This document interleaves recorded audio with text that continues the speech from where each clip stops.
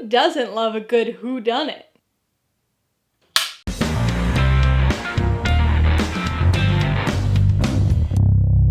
Hey everybody, welcome to Mainely Movies. As part of my coverage of the 2022 Toronto International Film Festival, today I'm going to be talking about the 2022 murder mystery comedy, Glass Onion, a Knives Out mystery, which will be released on Netflix on December 23rd.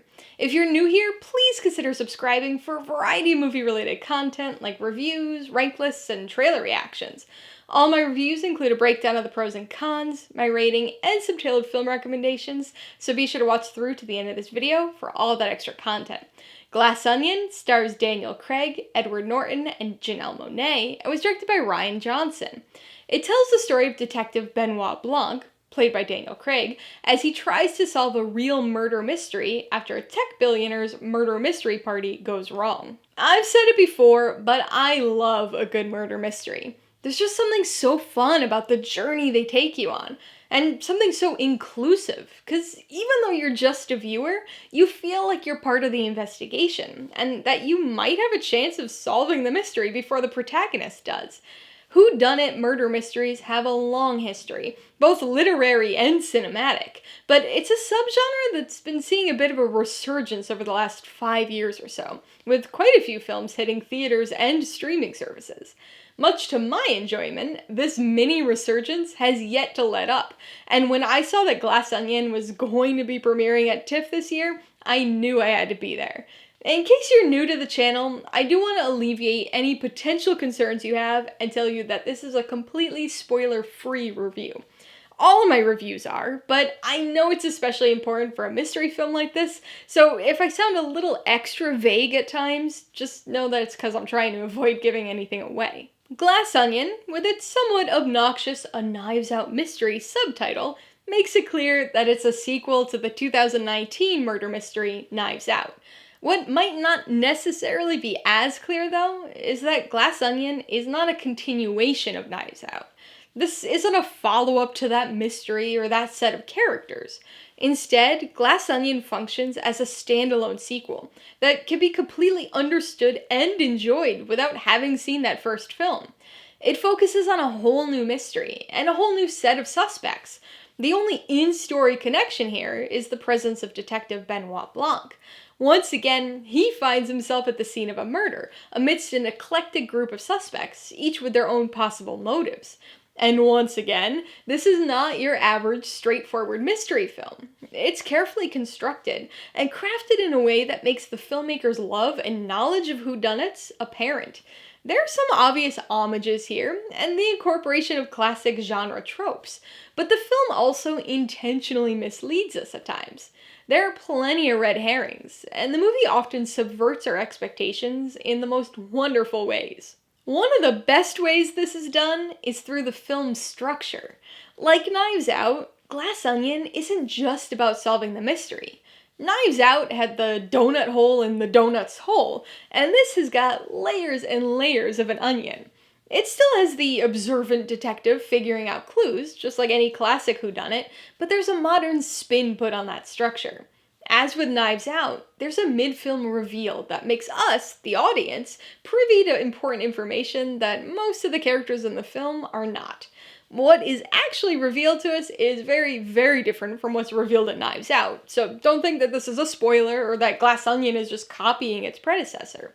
But there is a similarity to the complexity of the structure. Like Knives Out, this mid-film reveal changes the context of everything we saw before, and everything we thought we knew about the story. Things take on a non-linear quality, with flashbacks and a widened scope that incorporates that new context, which helps make this film come together in an extremely satisfying way. As with most whodunits, Glass Onion boasts a large ensemble cast, made up of the detective, the victim, and a pool of suspects. Just like in Knives Out, this group is made up of largely unlikable characters, or at least characters with comically unlikable qualities. Despite this, I personally found this to be a much more enjoyable group than the bickering, mean-spirited family at the heart of Knives Out. They also seem to be more fleshed out, with more interesting and better defined motivations. I'm happy to say that there were no weak links when it came to the characters or the performances. Everybody from Edward Norton's very Elon Musk-inspired tech billionaire to Dave Bautista's YouTube personality. Daniel Craig's great again as Benoit Blanc, the southern gentleman version of Agatha Christie's Hercule Poirot, and remains one of the most thoroughly enjoyable parts of this film. When it comes to the franchise newcomers, though, Janelle Monáe is the standout, doing much of the heavy lifting in this film. Glass Onion is a surprisingly modern film. It provides a modern take on the whodunit style, like Knives Out did, but the modernity extends beyond that. Although the detective work is still classically analog, this is a very tech-centric story, focusing on a tech mogul and incorporating many funny, over-the-top tech ideas. It also features a number of celebrity cameos and references pop culture throughout, feeling very designed for the early 2020s. It's fun and relevant now, but only time will tell if it leans a little too heavily into that to have the longevity of a more classic whodunit.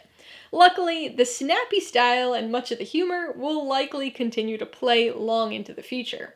It's an incredibly funny film, with plenty of situational humor and some very entertaining dialogue, especially from Benoit Blanc.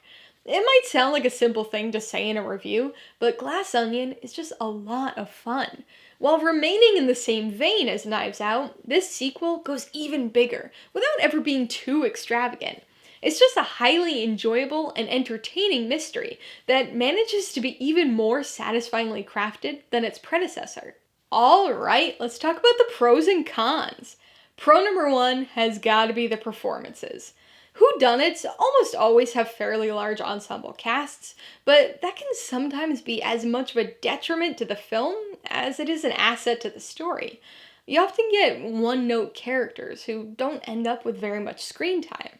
But Glass Onion makes better use of its ensemble cast than any other whodunit in recent memory.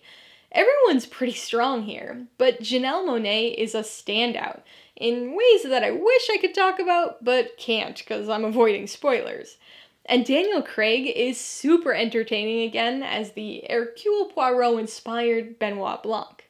Pro number two is the structure. Whodunits traditionally follow a pretty standard structure. There's some sort of opening where all the players are introduced, followed by the murder, the investigation, and then the detective's unveiling of the murderer and how they did it.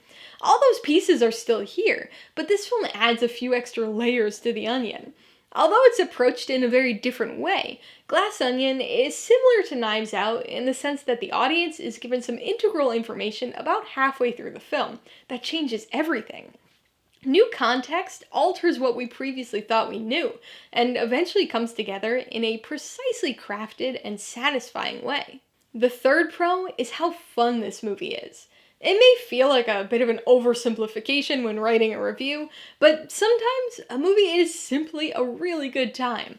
Glass Onion is super enjoyable, highly entertaining, and exceptionally funny. It's ridiculous in all the right ways, unexpected in the most delightful ways, and really just plain fun. This was probably the most fun I had in a movie all year. On the con side, my only issues are really just minor nitpicks. There are some small issues here and there, but the thing that stood out in the least positive light were the modern elements to the story. The pop culture references, the celebrity cameos, things like that. They were mostly funny and enjoyable, but it all felt really cemented to this year and this particular time period. It's not necessarily a problem, especially when watching it now, but one of the best things about whodunits is their timelessness. You can read an Agatha Christie story written 100 years ago, and it still feels just as fresh today. I can't help but wonder if things like the cameos, Elon Musk allusions, and YouTube social media influencer stuff will date this movie in a way that we don't usually see with whodunits. Before I give you my rating and recommendations, I want to remind you that if you're interested in buying Glass Onion or any of the other films I mentioned today, I do have affiliate links for all of them in the description below. I get a small commission from anything you buy as one of my links, so I'd really appreciate it if you use them if you're in the market for any of these movies.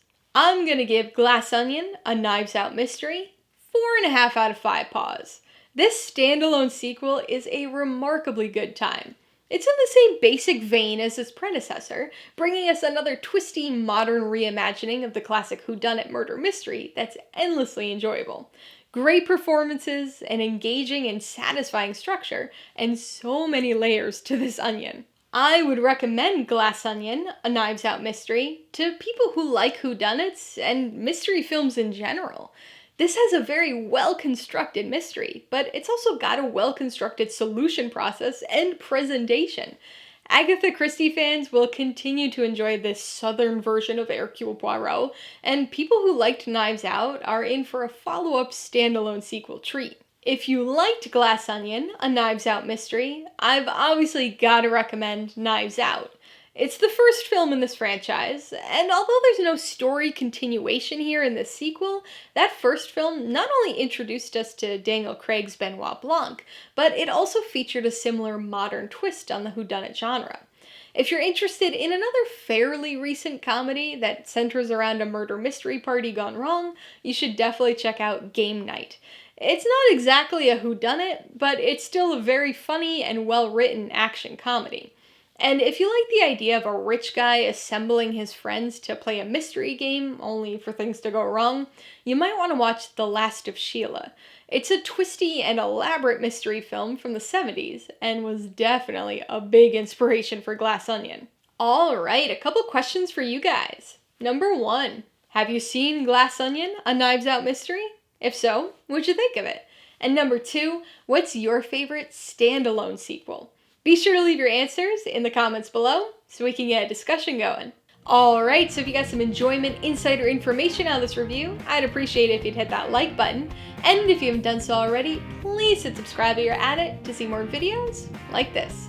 Till next time, this has been Alyssa with Mainly Movies. The way life should be.